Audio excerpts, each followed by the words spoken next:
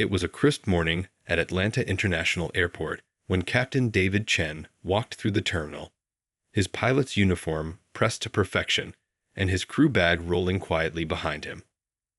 After 12 years of flying commercial planes, he knew every corner of this airport like the back of his hand.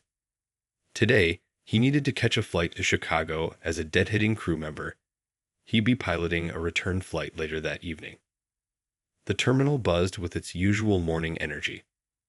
Business travelers clutched their coffee cups, families herded sleepy children toward their gates, and flight crews moved purposefully through the crowds. David checked his watch. He was early, just as he liked to be. His grandfather had always told him, "Being on time means you're already late," and that wisdom had served him well throughout his career. As he approached the gate for his flight, David noticed it was relatively quiet, a good sign that boarding would be smooth. He exchanged friendly nods with the gate agents, showing his crew ID as standard procedure. One of them, an older gentleman with kind eyes, smiled warmly. "Good morning, Captain. We've got you in first class today. Standard crew accommodation." David thanked him and waited patiently as boarding began. He could already smell the familiar aircraft scent, a mixture of coffee and fresh air circulation, as he walked down the jet bridge. The morning sun streamed through the small windows, creating patterns on the floor as he walked. Inside the aircraft, David made his way to his assigned first-class seat. The cabin was still relatively empty, with just a few passengers settling in. He stored his crew bag in the overhead compartment and sat down, taking out his phone to send a quick message to his wife. They had a tradition. He always sent her a heart emoji before every flight, whether he was flying or riding as a passenger. The first-class cabin slowly filled up with passengers, a mix of business travelers and a few families who had likely used their miles for an upgrade. David observed them quietly, as he often did. He saw a young mother trying to keep her excited toddler entertained, a businessman already deep in his laptop work, and an elderly couple holding hands as they helped each other store their bags. Everything seemed normal until he noticed one of the flight attendants giving him odd looks.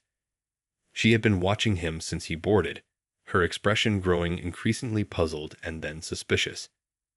David was used to being noticed in his uniform. It came with the territory, but something about her gaze made him uncomfortable. He tried to brush it off, focusing instead on reviewing the weather report on his phone for his upcoming flight to Chicago. The cabin continued to fill, the usual rustle of passengers finding their seats and stowing their bags creating a familiar background noise. David remained absorbed in his weather report, making mental notes about the wind patterns and potential turbulence areas he might encounter later that day. It was shaping up to be a beautiful day for flying. Clear skies with just a few high clouds, perfect visibility. Then, just as the last few passengers were boarding, he felt a presence beside his seat. He looked up to find the same flight attendant standing there, her arms crossed and her face set in a stern expression. Little did David know that this moment would spark a chain of events that would test his professionalism, patience, and character in ways he never expected. The morning that had started so normally was about to become anything but ordinary, and the next few minutes would create a story that would touch lives far beyond the confines of this aircraft. "Excuse me, sir," the flight attendant said, her voice carrying a sharp edge that made several nearby passengers look up from their phones and magazines. "I believe you might be in the wrong section of the aircraft." David looked up from his weather report, momentarily confused by her statement. He'd been so focused on studying the wind patterns that her words took a moment to register. "I'm sorry," he said politely, despite the growing knot in his stomach. He'd been in this industry long enough to recognize what was happening. "This is the first-class cabin," she continued, emphasizing each word as if speaking to someone who didn't understand English well. "Economy class is towards the rear of the aircraft." Her voice was steady, but held an unmistakable tone of condescension that made several nearby passengers shift uncomfortably in their seats. David took a deep breath, reminding himself of the countless times he handled difficult situations in the cockpit. Stay calm, stay professional. It was more than a mantra. It was a way of life for pilots. "Ma'am," he said quietly, reaching for his crew ID, "I'm actually a crew member. I'm deadheading to Chicago for my next flight." The flight attendant's expression hardened. She barely glanced at the ID he held out. "I've been working this route for 15 years, she said, her voice rising slightly. "I know all our pilots, and I've never seen you before." Her emphasis on "you" hung in the air like a heavy cloud. By now, the first-class cabin had gone eerily quiet. The businessman across the aisle had stopped typing on his laptop. The young mother had pulled her toddler closer, trying to distract him from the growing tension. An elderly gentleman, a few rows ahead, had turned around completely in his seat, watching the scene unfold with a frown. "I understand your confusion," David said, maintaining his composure. "I'm usually based out of Chicago, but I'm covering a flight later today. If you'd like to verify my credentials with the lead flight attendant or the gate staff, they can confirm everything." Instead of accepting his explanation, the flight attendant crossed her arms. "I think it would be better for everyone if you moved to economy. We have paying passengers who might need this seat." Her words carried an implication that made several passengers gasp quietly. A younger flight attendant, who had been watching from the galley with growing concern, stepped forward as if to intervene, but stopped short when David slowly stood up. At his full height, dressed in his captain's uniform with 4 stripes gleaming on his shoulders, he cut an impressive figure. The cabin fell completely silent. Even the toddler seemed to sense the gravity of the moment. His usual babbling quieted. The air felt thick with tension, like the moments before a thunderstorm. Several passengers had their phones out now, recording what was happening, though trying to be discreet about it. David straightened his uniform jacket, a habit born from years of pride in his profession. He looked directly at the flight attendant, his voice calm, but carrying the natural authority that came from thousands of hours commanding aircraft through storms, turbulence, and challenging situations. The next words he would speak would change not just the course of this flight, but would spark a conversation that would reach far beyond these cabin walls. The morning sun streaming through the windows cast dramatic shadows across the scene, as if nature itself was setting the stage for what was about to unfold. David looked at the flight attendant with a kind of calm that only comes from years of handling high-pressure situations. His voice was steady and clear enough for everyone in first class to hear. "I have a question for you," he said. "Would you like to explain to all these passengers why their captain will be sitting in economy class today?" The effect was immediate. The flight attendant's face went pale, her stern expression crumbling like a sandcastle hit by a wave. She opened her mouth to speak, but no words came out. The cabin erupted in a mix of whispers and gasps. The businessman who had been watching dropped his phone, scrambling to pick it up as it clattered on the floor. "That's right," David continued, his voice remaining professional despite the situation. "I'm not just any crew member. I'm supposed to fly this very aircraft back to Atlanta this evening." He paused, letting the information sink in. "Now, would you like to check my credentials again?" The young flight attendant who had been hovering nearby quickly stepped forward. "Captain Chen," she said, her voice shaking slightly. "I am so sorry about this misunderstanding. We were briefed about you deadheading with us today." She shot a pointed look at her colleague, who seemed to have shrunk several inches in the last few seconds. A slow applause started somewhere in the back of first class. The elderly gentleman who had been watching everything unfold stood up, his face red with emotion. "This is absolutely unacceptable," he announced loudly. "I've been flying this airline for 30 years, and I've never seen such unprofessional behavior." The first-class cabin had transformed. Passengers who had been pretending to mind their own business were now openly watching. The young mother was explaining in hushed tones to her confused toddler about why everyone was clapping. Someone in the back called out, "We want him as our pilot." The lead flight attendant, having heard the commotion, hurried forward from economy class. One look at the scene, The standing passengers, the applauding, the shell-shocked flight attendant, and David in his captain's uniform told her everything she needed to know. She immediately took control of the situation.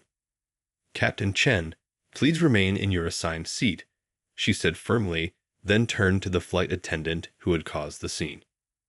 "Please gather your belongings and exit the aircraft. We'll handle this according to company policy." Her tone left no room for argument. As the flight attendant left, trying to maintain what dignity she had left, several passengers began sharing their recordings of the incident on their phones. The businessman across the aisle leaned over to David. "Sir," he said quietly, "I'm a lawyer, and what just happened here? Well, let's just say you handled it with more grace than most people would have." David simply nodded, finally sitting back down in his seat. The tension in his shoulders started to ease, but his mind was already racing ahead to how this incident could help prevent similar situations in the future. He pulled out his phone again, this time to make notes about what had happened. Not for a complaint, but for what would eventually become a teaching moment in the airline's training programs. The morning sun continued to stream through the windows, now illuminating a very different scene than had just minutes before. The air in the cabin felt lighter, cleaner somehow, as if a storm had passed and cleared the atmosphere. But everyone present knew that what they had just witnessed would have ripples far beyond this single flight. As the flight reached cruising altitude, the impact of what had happened during boarding continued to ripple through the cabin. The lead flight attendant approached David's seat with a cup of coffee. Made exactly how airline crews liked it, strong enough to stand a spoon in. "I cannot apologize enough, Captain," she said softly, placing the cup on his tray table. David accepted the coffee with a gentle smile. "You know," he said, taking a sip, "in all my years of flying, I've learned that how we handle difficult moments matters more than the moments themselves." He paused, watching the clouds drift past his window. "I'd like to speak with the airline's training department when we land." The lead flight attendant looked surprised. "You're not filing a complaint?" she asked, voice barely above a whisper. "Filing a complaint won't change anything," David replied, his voice thoughtful.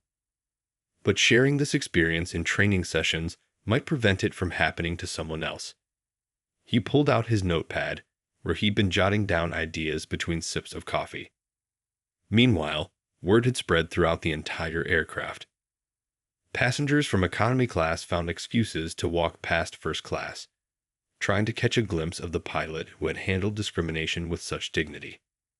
The young toddler from earlier had finally fallen asleep, clutching a toy airplane his mother had bought him at the airport. The businessman who had witnessed everything was typing furiously on his laptop. He caught David's eye and nodded respectfully. "Captain," he said, leaning across the aisle again, "I'm writing to my company's HR department. We do a lot of corporate travel with this airline, and we want to make sure they know we expect better." A flight attendant from economy class came forward to serve drinks, her hands shaking slightly as she approached David. "Captain Chen," she said, her voice trembling with emotion, "I just wanted to say, my brother is in flight school right now. He's faced similar. Well, he's had similar experiences. Your response today, it gives me hope." David listened intently, making more notes. Each conversation was like a piece of a larger puzzle, showing him how this incident could become a catalyst for real change. The elderly gentleman from earlier stopped by on his way to the bathroom, patting David's shoulder. "You're teaching without saying a word, son," he said warmly. "That's the best kind of lesson." As the flight progressed, David noticed something remarkable happening. Passengers who would normally keep to themselves were talking quietly across the aisles, sharing their own experiences with prejudice and discrimination. The first-class cabin had transformed into a kind of impromptu community, brought together by what they had witnessed. The young mother, her toddler now awake and coloring, turned around in her seat. "My daughter wants to be a pilot," she said, her eyes bright with tears. "She's only 7, but she loves planes. Would you mind if I took a picture of you to show her?" She needs to see that nothing should stop her dreams. David agreed, his heart warming at the thought of inspiring another generation of pilots. As he posed for the photo, he thought about his own journey, the obstacles he'd overcome, and the mentors who had helped him along the way. This incident, as uncomfortable as it had been, was becoming something more. A chance to be that kind of mentor for others. The flight was nearing its halfway point, and already David could see how this morning's events would ripple out into the world. His phone was filling up with notes, not about anger or retribution, but about training, understanding, and growth. Sometimes, he realized, the most powerful response to prejudice isn't outrage, but calm, unwavering dignity. As the plane began its descent into Chicago, David's phone buzzed with notifications. The videos of the incident had already spread across social media platforms. He watched through the small window as the city's skyline emerged through scattered clouds, thinking about how a single moment could spark such widespread attention. The lead flight attendant approached his seat during final preparations. "Captain, I thought you should know. The airline's corporate office has already been in touch. They want to meet with you as soon as possible." She lowered her voice. "The videos are everywhere. People are calling you a hero." David shook his head slightly. "I'm no hero," he said, straightening his uniform as the plane descended. "I just did what I hope anyone would do in that situation." He thought about all the other professionals who faced similar challenges silently, every day, without anyone recording their experiences. The businessman who had been typing throughout the flight caught his attention again. "Captain, my company's CEO just responded to my email. We're one of the airline's biggest corporate clients. He's requesting a meeting with their executive team about implementing new training programs." He smiled. Sometimes money talks, and in this case, it's saying the right things. As the plane touched down smoothly on the Chicago runway, passengers began pulling out their phones again. News alerts were popping up. Pilot's professional response to discrimination goes viral, and airline industry faces moment of truth. The elderly gentleman showed David one of the headlines on his tablet, his hands shaking slightly with emotion. The young mother who had taken his photo earlier stood up as passengers prepared to deplane. "My daughter's teacher just responded to the photo I sent," she said, her eyes bright. "She wants to know if you'd be willing to speak to their class about aviation, and about standing up for yourself with dignity." Walking through the terminal after landing, David noticed people watching him, some nodding in recognition. A group of young airport employees stopped their work to applaud as he passed.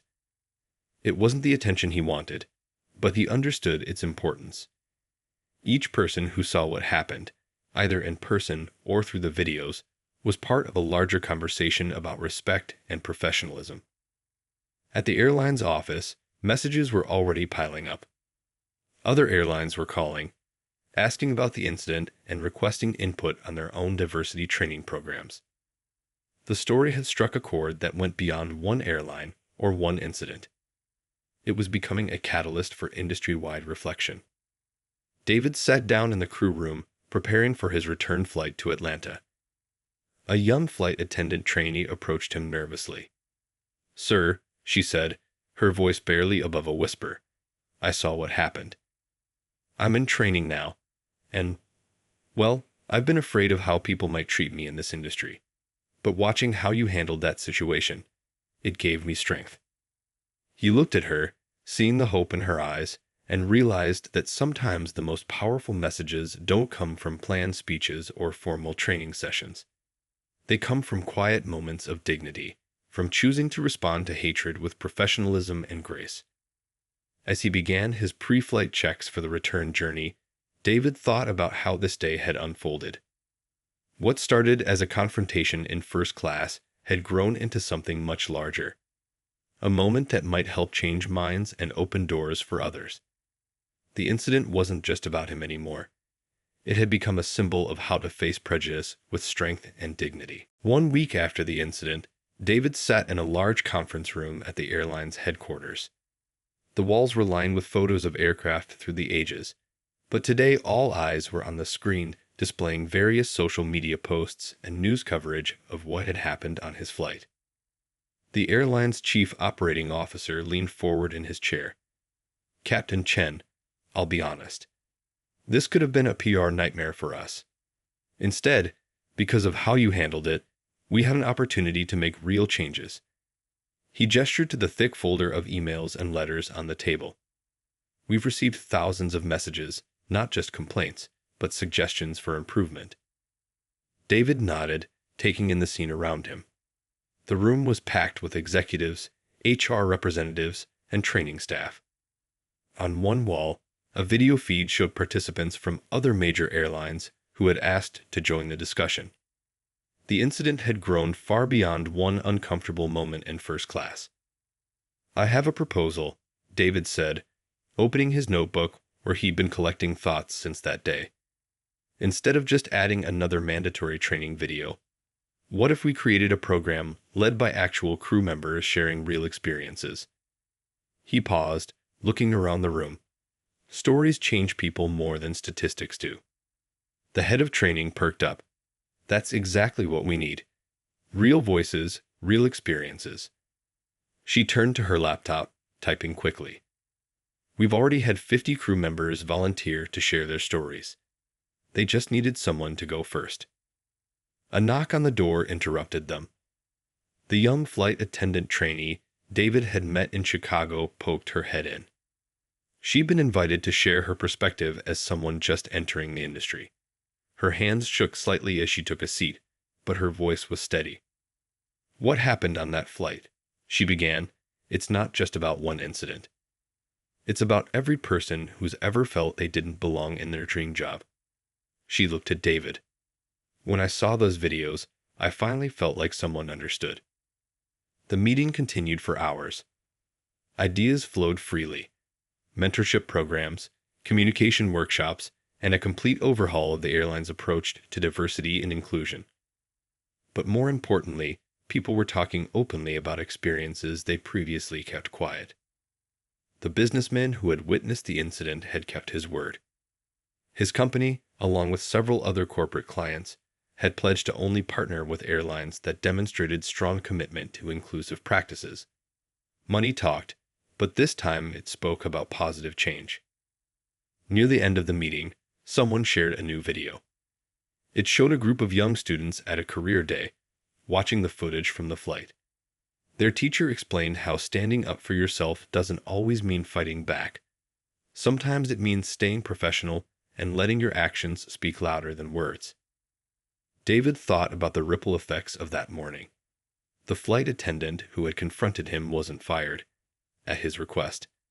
Instead, she was going through intensive training and had written a lengthy apology. Sometimes, David told the room, the people who need to learn the most are the ones we want to push away. As the meeting wrapped up, the COO made one final announcement. The airline would establish a new position: Director of Inclusive Aviation Culture. They wanted David to help define the role. "We're not just fixing a problem," the COO said. "We're changing our entire culture." Walking out of headquarters that evening, David noticed a group of pilot trainees watching him with admiration. He stopped to chat with them, remembering his own training days. "Remember," he told them, "your uniform doesn't just represent your rank. It represents your character." 3 months after the incident, David stood before a packed auditorium at the National Aviation Conference. The room was filled with pilots, flight attendants, and airline executives from across the country. The spotlight felt warm on his face as he shared not just what happened that day, but what had changed since then. "Change doesn't happen in one dramatic moment," he said, his voice carrying through the silent room. "It happens in thousands of small moments afterward."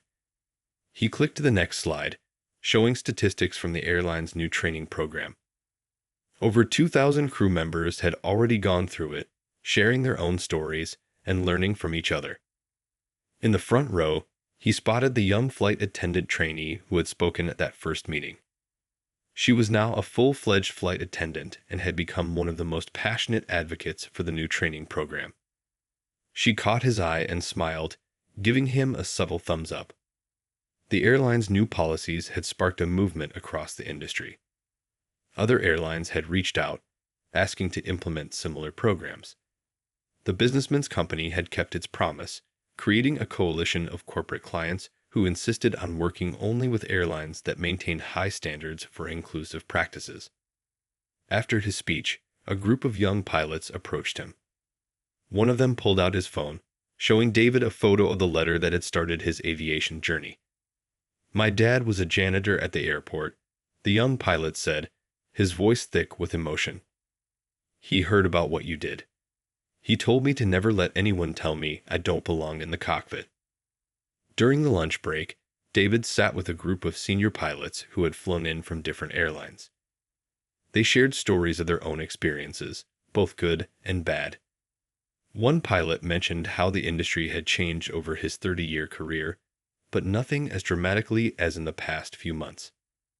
The afternoon session included a panel discussion where the flight attendant who had confronted David spoke publicly for the first time. Her voice shook as she described how the incident had forced her to confront her own biases. "I thought I was protecting standards," she said, "but I was just protecting prejudice." Captain Chen's response taught me more than any training video ever could. Between sessions, David checked his phone. The young mother from the flight had sent him a new photo. Her daughter dressed as a pilot for career day at school. The caption read, "She tells everyone about the pilot who showed her that staying calm is stronger than getting angry." The conference organizer approached David with exciting news. They wanted to make inclusive aviation practices a permanent part of their annual gathering. "Your story was the spark," she said, "but look at the fire it started." She gestured to the bustling conference hall, where people from all backgrounds were engaged in open, honest conversations about making aviation better for everyone. Later that evening, at a small dinner with other speakers, David shared something he hadn't told anyone before. "You know what I thought about in that moment on the plane?" he said quietly. "I thought about every person who ever doubted themselves because someone else doubted them first. I want them to know that their dreams are valid." The dinner conversation turned to the future. Airlines were reporting increased applications from diverse candidates. Flight schools were seeing more students from different backgrounds enrolling. The incident had shown that one person standing up with dignity could open doors for countless others. As David drove home that night, he thought about how a difficult moment had transformed into something powerful. It wasn't just about airlines anymore. It was about showing people everywhere that professionalism and dignity could overcome prejudice, one interaction at a time. 1 year after the incident, David stood in front of a very different audience, a classroom of wide-eyed fifth graders. The young girl whose mother had taken his photo on the flight had finally gotten her wish. He was speaking at her career day. Toy planes decorated the walls, and eager faces looked up at him with curiosity and wonder. "Being a pilot isn't just about flying planes," he told them, adjusting his captain's hat. "It's about leading by example." He smiled as dozens of hands shot up with questions. These children had grown up watching videos of that day, but they were more interested in his stories about flying through storms and seeing sunrises from above the clouds. During the presentation, the classroom door opened quietly. The flight attendant from the incident slipped in. She had asked to join him for these talks. Over the past year, they had developed an unexpected partnership, speaking together about how moments of conflict could become opportunities for growth. A small boy in the back raised his hand. "Were you scared?" he asked softly. "When that person was mean to you?" The room fell silent, waiting for David's answer. He thought carefully before responding, knowing his words mattered. "I wasn't scared," he said gently. "I was sad. Sad that someone could look at my uniform and still not see me as a pilot. But I remembered something important. Sometimes the best way to change someone's mind is to show them they're wrong by doing your job well." After the class, David headed to the airport for his regular flight. Things had changed in the aviation world. The training program he helped create had spread to airlines across the country. New faces filled the corridors: pilots, flight attendants, and ground crew from all walks of life, each one knowing they belonged there. In the crew room, a wall now displayed photos of aviation pioneers from diverse backgrounds. Next to it hung a simple frame containing the viral photos from that day, with a quote beneath: "Dignity is the best response to doubt." It had become an unofficial motto for new trainees. During his pre-flight check, David noticed something special. His first officer for the day was the young flight attendant trainee he'd met right after the incident. She had been inspired to pursue her pilot's license and had worked tirelessly to achieve it. Her story was just one of many that had emerged in the wake of that day. As they prepared for takeoff, a message came from the flight attendant doing the cabin check. A young passenger had recognized David from the videos shown in her school. She wanted to know if she could become a pilot too. David wrote a quick note on his business card: "The sky's not the limit, it's your office." The flight that day was smooth, but David couldn't help thinking about how much had changed. The airline industry had transformed, not overnight, but steadily and surely. The incident had sparked conversations that needed to happen, changes that needed to be made. As they cruised at altitude, his first officer shared some news. The airline's inclusive hiring program had just welcomed its largest class of diverse candidates ever. More importantly, the retention rate was nearly perfect. People weren't just getting their dream jobs, they were staying in them, thriving, and helping others up the ladder. Landing in Atlanta that evening, David saw a group of school kids on a field trip, pressed against the terminal windows to watch planes take off. They came from all backgrounds, all dreaming the same dreams of flight. He remembered being that young, that full of hope. Walking through the terminal, David passed the spot where the incident had started a year ago. Now it was just another gate, but the lessons learned there had spread far and wide. Sometimes the biggest changes start with the smallest moments of choosing dignity over anger, professionalism over prejudice, and hope over hate.